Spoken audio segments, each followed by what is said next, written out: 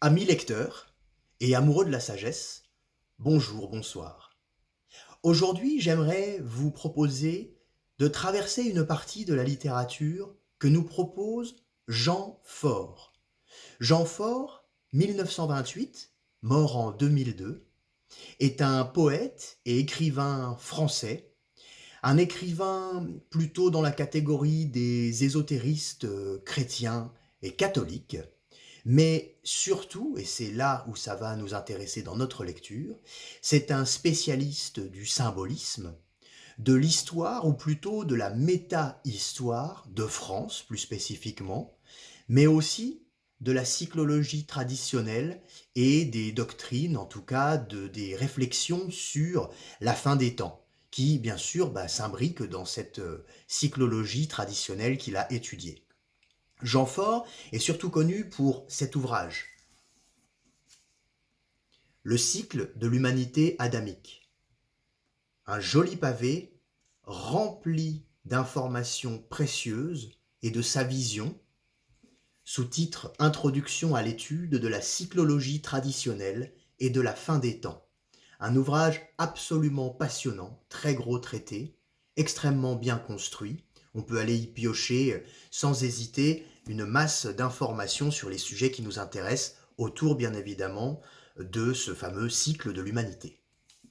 Mais ce n'est pas cet ouvrage que je vous propose en lecture aujourd'hui, c'est un ouvrage plus rare, en tout cas difficile à se procurer à des prix raisonnables, quasiment impossible, mais par chance j'ai réussi à en avoir une édition.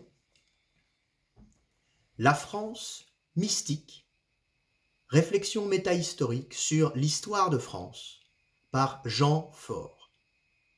Vous pouvez trouver quantité d'informations sur Jean Faure et également quelques conférences et enregistrements, dont une autour du Mont-Saint-Michel, sur la symbolique du Mont-Saint-Michel, qui est passionnante sur les médias YouTube et autres. Sans plus attendre, je vous propose de lire l'introduction de La France mystique, Jean Faure. Le livre est sorti en 1986.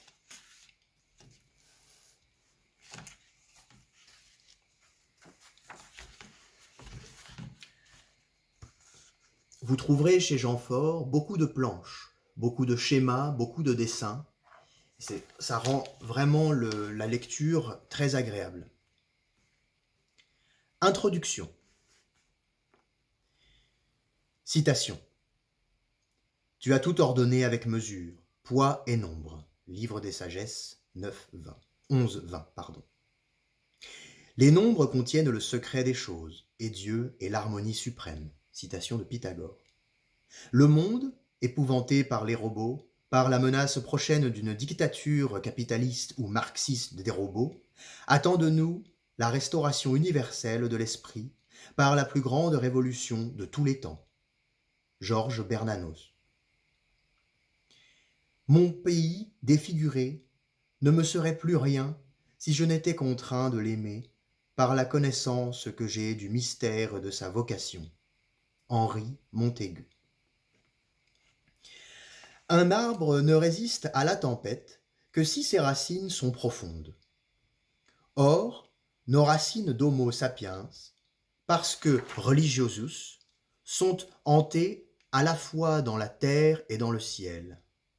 Quiconque perd ses racines du ciel ne tarde pas à être déraciné de la terre, dont les sèves et les feux ne sont que les correspondances des fleuves et des soleils du second monde, relais du premier monde divin. Ce souvenir n'est pas seulement inventorier horizontalement des événements significatifs d'un passé chronologique, mais aussi et surtout remonter verticalement vers les principes, dont les événements historiques ne sont que les impacts transitoires. Car il existe dans l'univers un ordre transcendant qui intègre et dépasse le champ de la causalité classique et l'apparent désordre du monde événementiel.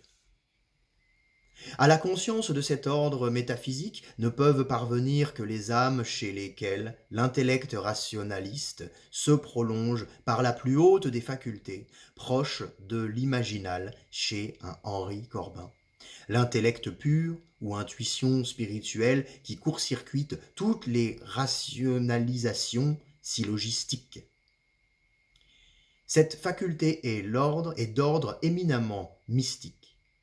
Et mythe, mystère et mystique ont les mêmes racines sémantiques.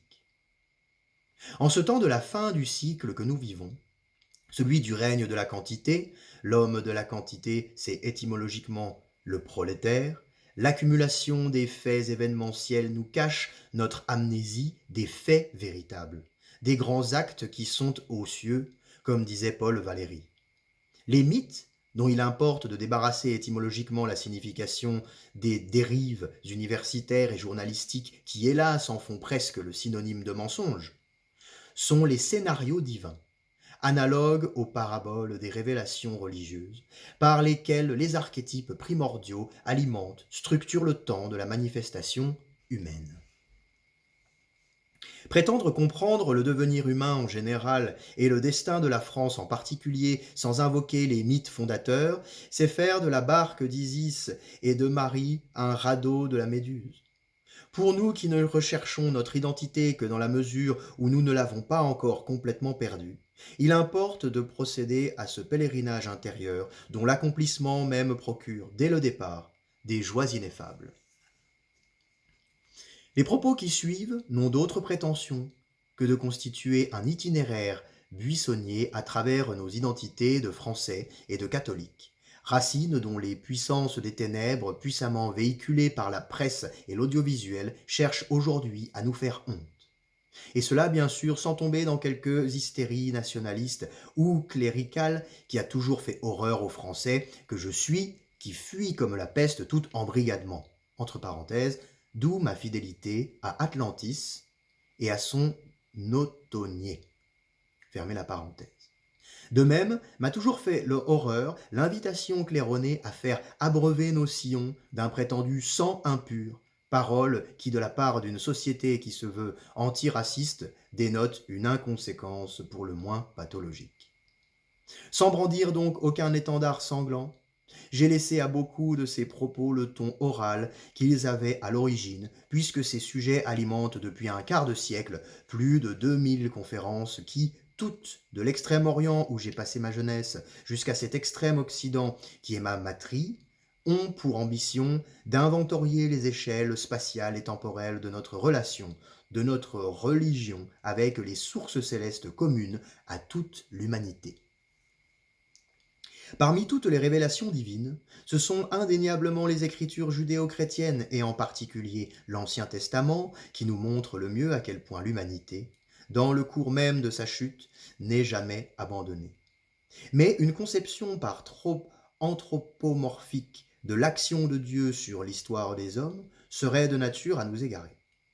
Non seulement Dieu agit presque toujours dans le cadre du déterminisme des lois du monde visible et invisible, non seulement il tient compte du libre arbitre humain qu'il a voulu dans le mystère insondable de la liberté, mais lorsque sa providence agit, elle le fait à travers des signes qui peuvent ne pas être perçus de tous.